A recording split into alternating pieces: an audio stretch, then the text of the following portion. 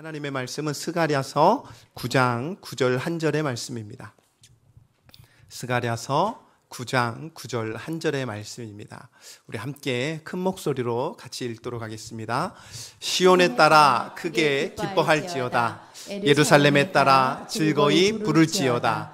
보라, 내 왕이 내게 임하시나니 그는 공의로우시며 구원을 베푸시며 겸손하여서 나귀를 타시나니 나귀의 작은 것 곧 나귀 새끼니라. 아멘. 저희들이 오늘 종려주일과 다음 주 부활주일을 저희들이 오늘 다른 본문을 저희들이 계속해서 사도행전을 보고 있는데 이 두 주는 저희들이 특별히 다른 본문을 좀 함께 여러분들과 나누었으면 합니다.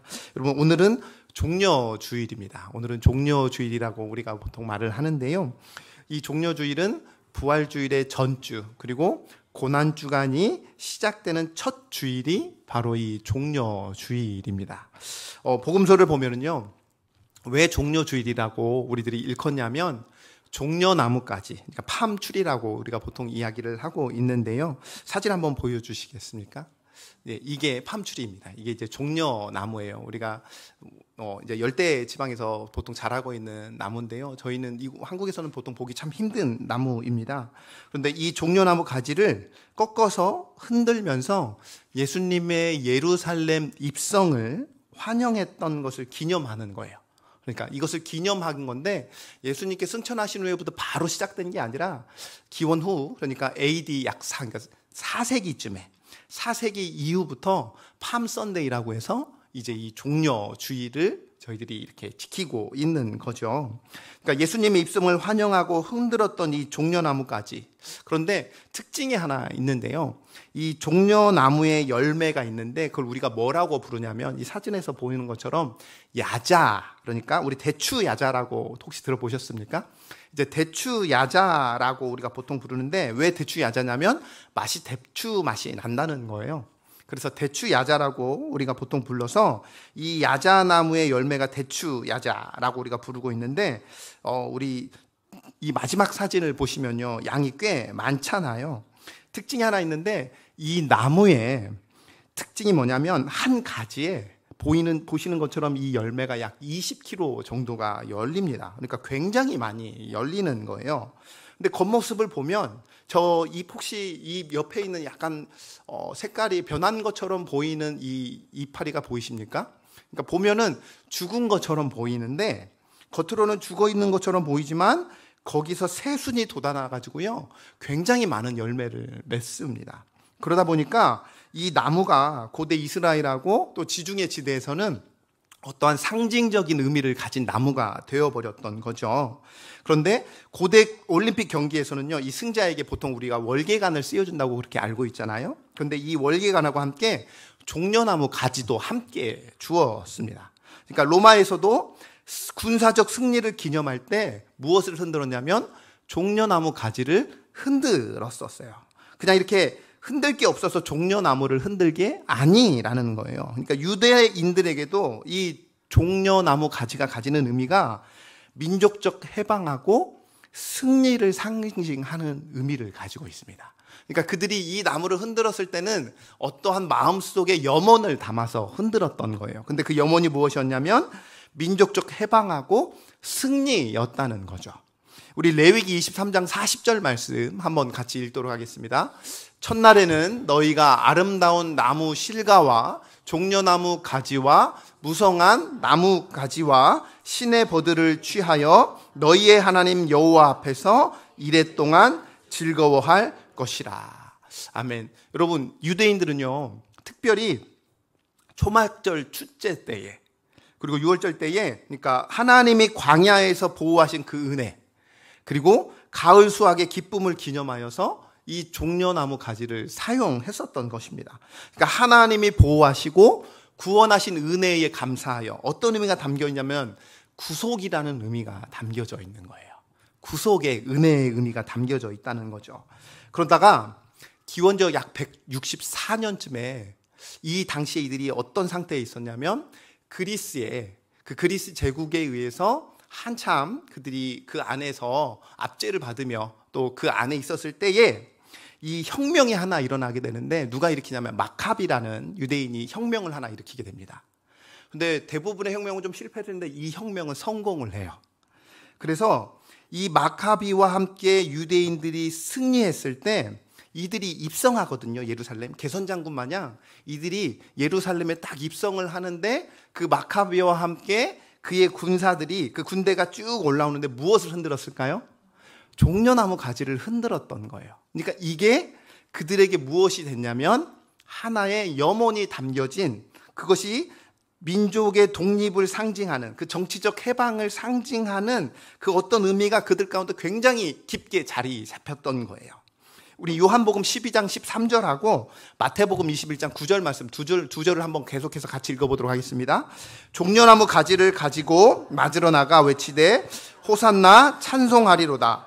주의 이름으로 오시는 이 곧 이스라엘의 왕이시여 하더라. 9절입니다. 앞에서 가고 뒤에서 따르는 무리가 소리 높여 이르되 호산나 다윗의 자손이여 찬송하리로다. 주의 이름으로 오시는 이여 가장 높은 곳에서 호산나 하더라. 아멘. 자, 여러분, 이제 여러분들은 제가 배경을 설명해 드렸으니까 한번 상상을 해 보셔야 됩니다.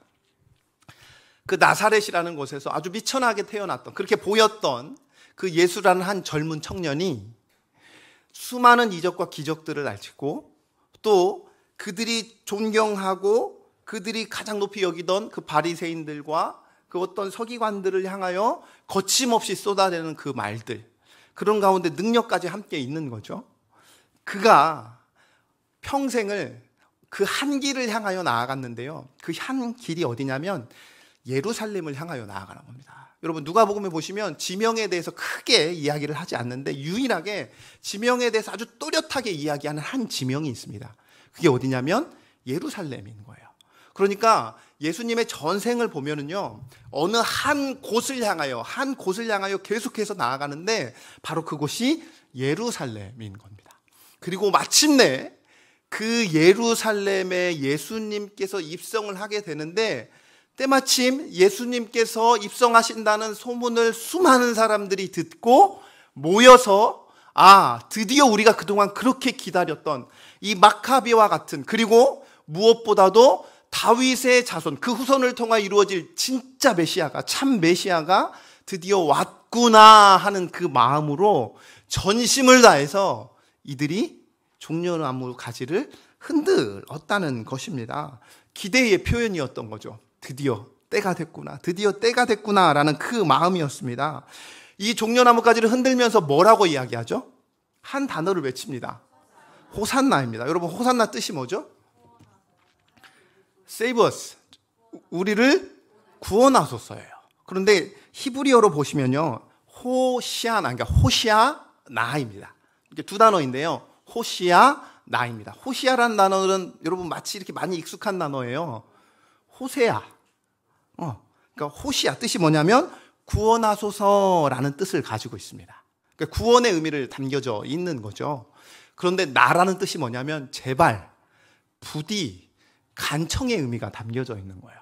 그러니까 호시아나, 호산나라는 뜻이 결국 뭐냐면 제발, 그 마음의 염원을 담아서 그들의 평생의 수건이었고 그동안 그들이 꿈꿔왔던 그 일, 호시아나, 제발 우리를 지금 이 모든 상황으로부터 구원하소서. 다시금 그 다윗의 때와 같은, 그 솔로몬의 때와 같은 그 영광이 다시 한번 우리 가운데 있게 하소서. 언제까지입니까?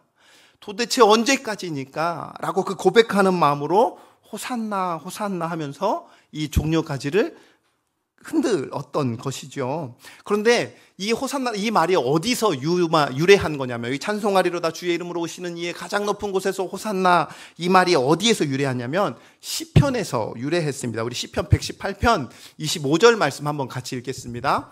여호와여 구하옵나니 이제 구원하소서. 여호와여 우리가 구하옵나니 이제 형통하게 하소서. 아멘.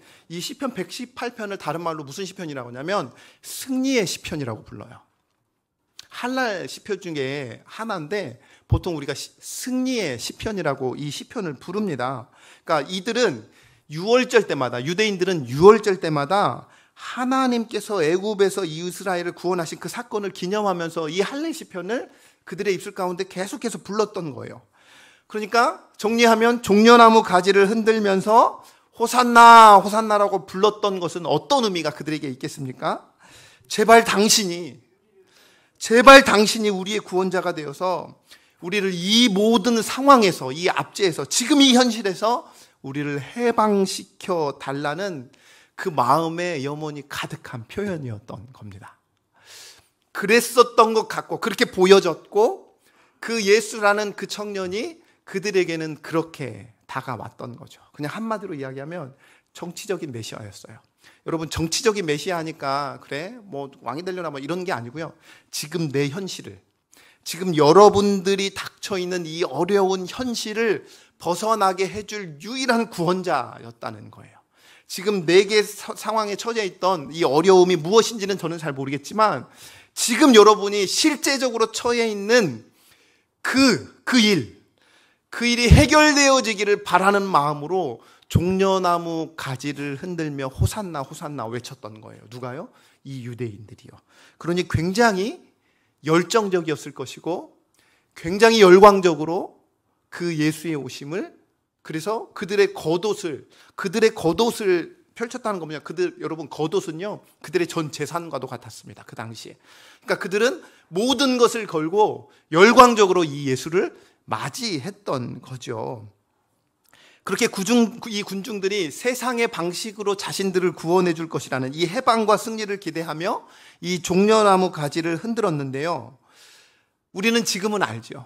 예수님께서는 더 크고 진정한 영원한 승리를 주시기 위해서 오셨던 거죠.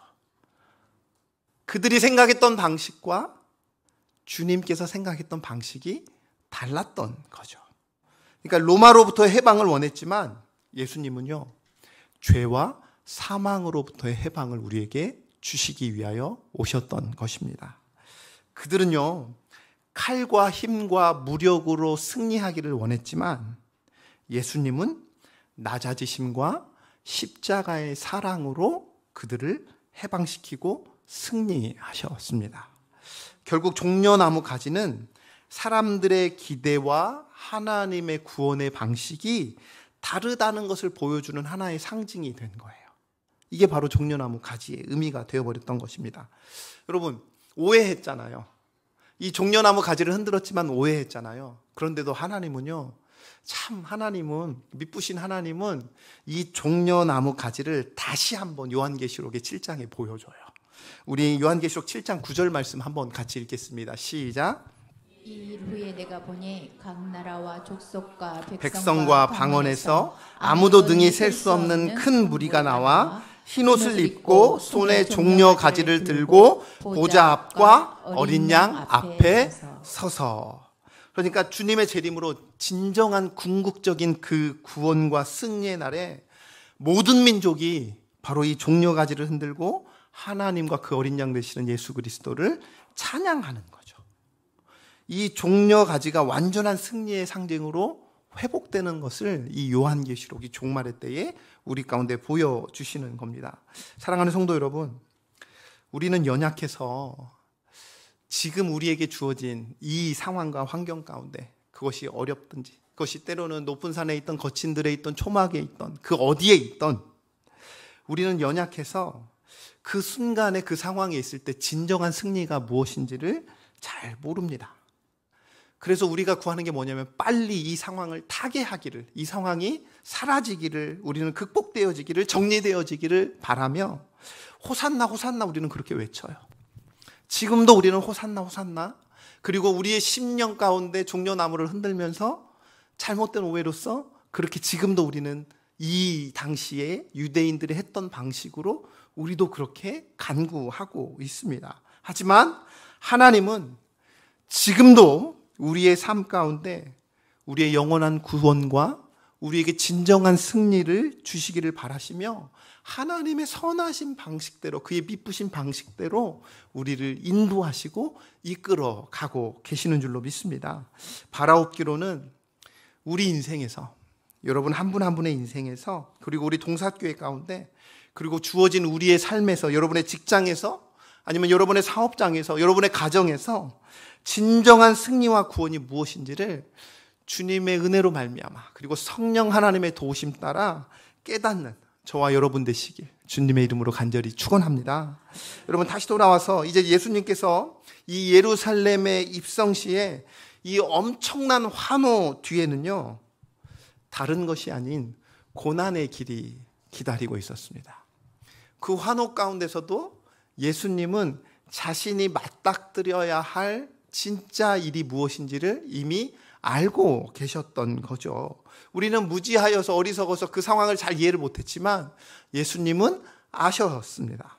그러니까 진정한 왕의 입성이었지만 예수님은 그들의 기대와는 다른 길을 가셨던 거죠. 세상의 왕들은요 권력으로 세상을 다스립니다. 그렇죠? 하지만 예수님은 섬김과 희생으로 이 세상을 다스리십니다. 백성들은 정치적 해방을 원하지만 예수님은 우리가 죄와 사망으로부터 구원받기를 원하시고 또 우리에게 그러한 영원한 해방과 구원을 주신 분이시지요. 사랑하는 성도 여러분, 이 종려주일은 참으로 기쁜 날입니다. 하지만 고난주간으로 향하는 그 믿음의 길의 출발점이 되기도 합니다.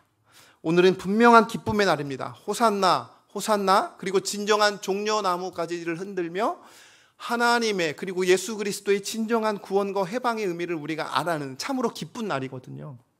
그런데 다시 생각해 보면 이제 내일부터 시작되는 그 고난주간을 향하는 믿음의 길의 출발점이기도 하다는 거예요.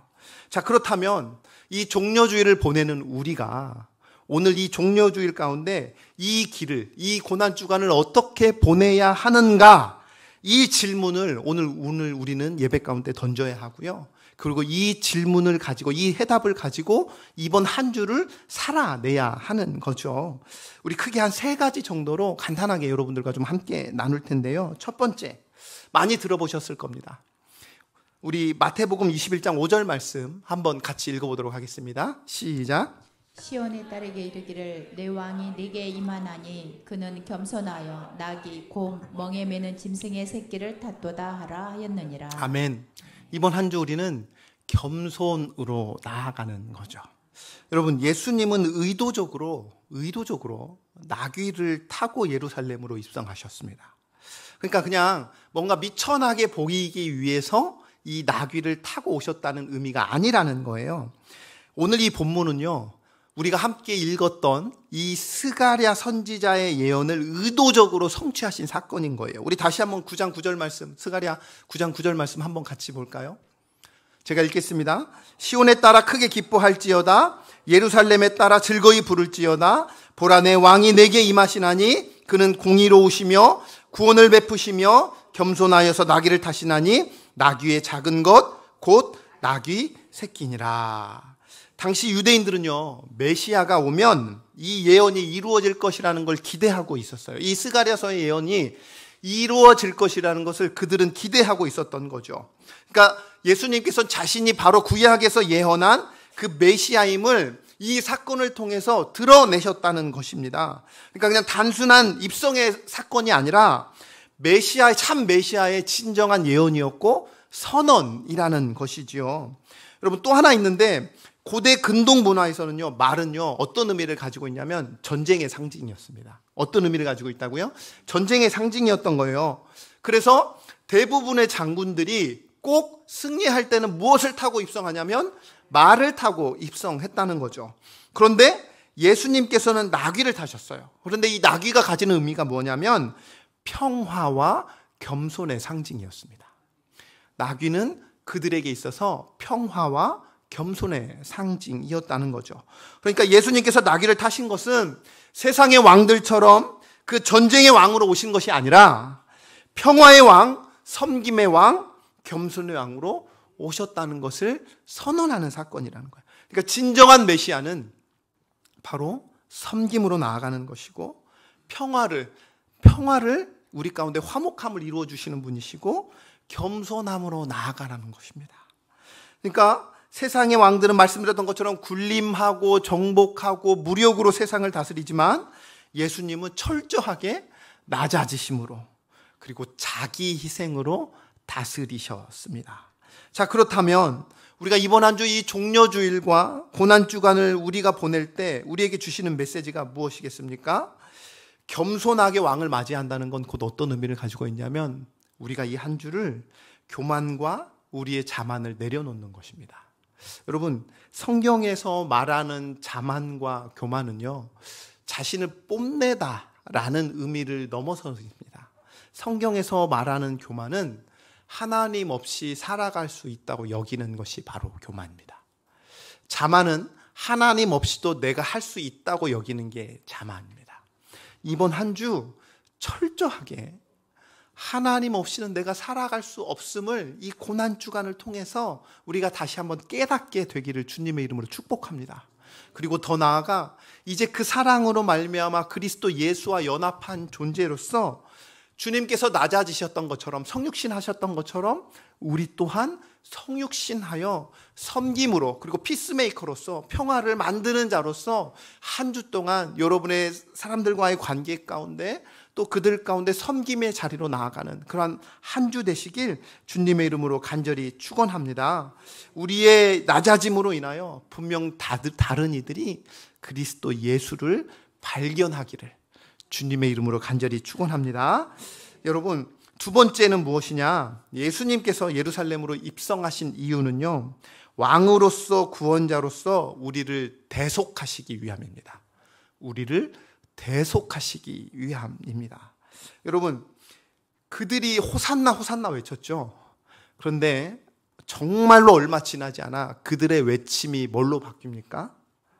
십자가에 못 박아라, 십자가. 그렇게 외쳤던 그들의 목소리가 무엇으로 바뀌냐면 십자가에 못 박으라는 외침으로 언제 그랬냐는 듯이 바뀝니다. 왜 그랬을까요?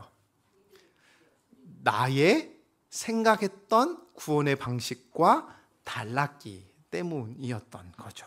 그래서 언제든지 우리가 그랬듯이 가차없이 이 예수를 버립니다. 그리고 십자가에 못 박으라고 외칩니다. 그런데 예수님은요, 그 고난의 길을 피하지 않으셨습니다. 우리 이사야서 53장 4절과 5절 말씀입니다. 제가 4절 읽겠습니다. 그는 실로 우리의 질고를 지고 우리의 슬픔을 당하였거늘 우리는 생각하기를 그는 징벌을 받아 하나님께 맞으며 고난을 당한다 하였노라. 그가 찔림은 우리의 허물 때문이요 그가 상함은 우리의 죄악 때문이라. 그가 징계를 받음으로 우리는 평화를 누리고 그가 채찍에 맞음으로 우리는 나음을 받았도다. 아멘. 네. 대제사장으로서 예수님은요, 우리를 진정으로 구원하시기 위해 우리의 허물과 그리고 우리의 죄악을 대신 지고 그 고난의 길을 걸으셨습니다. 그러니까 그가 받은 징계로, 그가 맞은 채찍으로 우리가 평화를 누리고 나음을 입었다는 것이지요. 그러하기에 고난주간은요, 그냥 단순히 주님의 고난을 기념하고 또 묵상하는 시간만으로 끝나는 게 아닙니다. 여러분 기억하십시오. 우리가 고난주간을 볼 때 또 1년이 지나고 고난주간이 찾아왔네? 그럼 예수 십자가의 그 길들, 그래, 찬송도 우리가 보통 예수 십자가에 죽으신 것 관련된 찬양을 부르면 되겠지. 그래, 우리가 좀 덜 먹으면 되겠지. 좀 덜 사용하면 되겠지. 그런 의미가 아니라는 거예요. 오늘 이곳에서 말씀하는 의미는 뭐냐면 주님과 함께 그 고난의 길을 우리가 걷는 시간이라는 것입니다. 왕과 함께 고난의 길을 걷는 삶이라는 거죠. 마태복음에 이렇게 16장 24절에 이렇게 말씀하셨습니다. 이미 예수께서 제자들에게 이르시되, 다 같이 읽겠습니다. 누구든지 나를 따라오려거든 자기를 부인하고 자기 십자가를 지고 나를 따를 것이니라. 신자는 구원의 은혜만 누리는 자가 아니라 고난에 동참하는 자가 신자입니다. 고난주간은요, 예수님의 고난을 묵상할 뿐 아니라 우리의 삶 속에서도 자기를 부인하며 주님께서 허락하신 그 자기 십자가를 지고 따르기로 결단하는 시간이기도 합니다. 이번 한 주 고난주간을 보내면서 내게 주어진 그 십자가의 길을 피하지 않기를, 다시 한번 그 십자가의 길을 묵묵히 지고 이 고난의 길에 동참하는 저와 여러분 되시길 주님의 이름으로 축복합니다. 여러분, 제가 몇 가지 실제적인 구체적인 안을 드리도록 하겠습니다. 먼저는 당연하지만 우리가 이번 한 주 새벽 기도는 계속해서 기존처럼 드리지만 특별히 이번 한 주는 저희들이 저녁에 구약성경 통독 수련회를 가지려고 합니다. 왜냐? 말씀을 통해서 하나님을 더욱더 깊이 알아야 우리를 구원, 창세전부터 계획하신 그 구원의 은혜를 우리가 말씀을 통하여 깨닫기를 원하기 때문입니다. 그 말씀을 통해서 우리를 향한 그 하나님의 깊은 사랑을 누리는 귀한 시간 되기를 소망합니다. 또 한 가지 제안 드리는 건요, 절제하며 또 다시 한번 우리 자신이 그동안 우리가 저번 주에 한번 여러분들과 말씀을 드렸지만 낭비는요 다른 게 아닙니다. 하나님이 내게 허락하신 것을 나를 위하여 쓰는 것이 성경에서 말하는 낭비입니다. 그러면 나를 위하여 하나도 쓰지 말라고요? 아니요. 나를 위하여 쓰되 그 또한 하나님의 영광을 위하여 쓰라는 거지요. 오늘 이 한 주를 보내면서 시간, 또 여러분의 힘, 또 여러분에게 주어진 재정, 그것이 무엇이든 절제하며 보내기를 원합니다. 보니까 우리 다음 세대 자녀들이 이렇게 실천합니다 라고 하나, 이제 아이들과 함께 같이 이번 주 할 텐데 미디어 금식도 있고요, 미디어도 가려 먹겠다라고 또 서약서를 하나 작성하였더라고요. 제가 한번 읽어드리겠습니다. 미디어 금식을 통해 얻은 시간에 말씀을 읽고 기도하겠습니다. 미디어 가려먹기를 방해하는 유혹을 기도로 이겨내겠습니다. 중간에 실천을 못하더라도 포기하지 않고 다시 시작하겠습니다. 사랑하는 성도 여러분, 이번 한 주가 시작점이 되었으면 좋겠습니다. 혹시 내 삶에 그리스도께서 우리에게 자유함을 주시고 많은 것들을 누리라고 우리 가운데 허락하신 그것들 중에 하나님 기뻐하지 않는 것들을 걷어내는 그 출발점이 이번 한 주가 되기를 주님의 이름으로 간절히 축원합니다. 마지막으로 고난주간을 뭐 하며 보내기를 원하냐면 주님께서 우리에게 내어주셨던 그 사랑, 그 사랑에 힘입어 고난주간을 사랑하며 보내기를 소망합니다. 용서받은 존재로서 혹 내가 용서하지 못한 사람이 있습니까?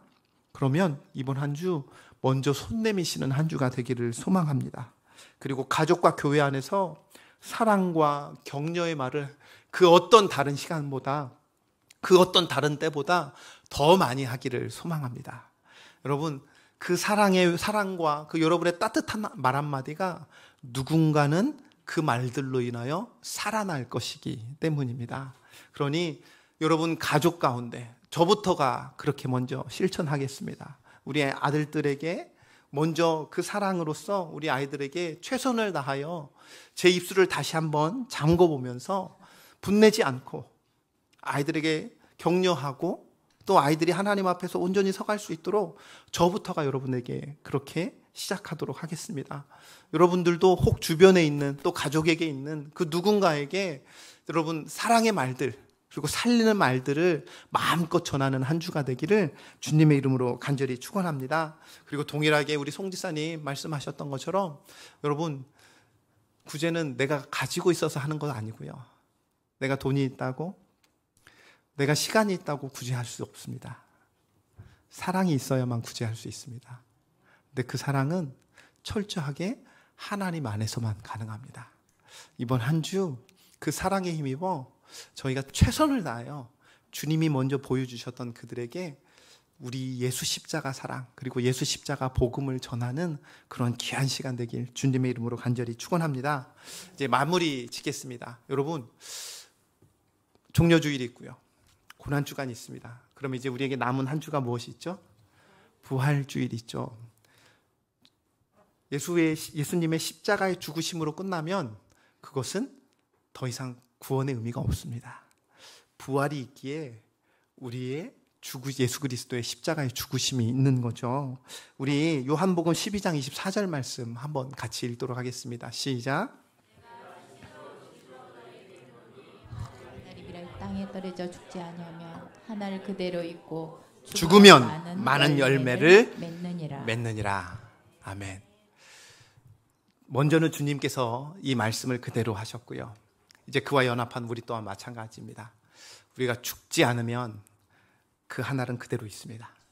그런데 우리가 죽으면 더욱더 많은 열매가 맺을 줄로 믿습니다. 무슨 말이냐? 우리가 고난 주간 동안 예수님의 고난에 동참할 때 주님은 우리의 영혼에 부활의 생명을 심으신다는 거죠. 고난을 피하지 않고 주님과 동행하며 걸을 때에 부활의 기쁨이 더욱더 풍성할 줄로 믿습니다. 사랑하는 성도 여러분, 성도도 고난의 길을 반드시 걷게 되지만 우리가 낙심하지 아니할 것은 소망 가운데 그 길을 걷기 때문입니다. 그러니 이번 한 주는 더욱더 부활을 소망하며 오늘 주어진 그 십자가를 지기를 주님의 이름으로 간절히 축원합니다. 그러한 삶의 작은 고난 가운데서도 하나님이 주실 그 풍성한 그 부활의 열매를 믿고 또 기다리시며 인내하며 이 한 주 풍성하게 보내시기를 주님의 이름으로 간절히 축원합니다.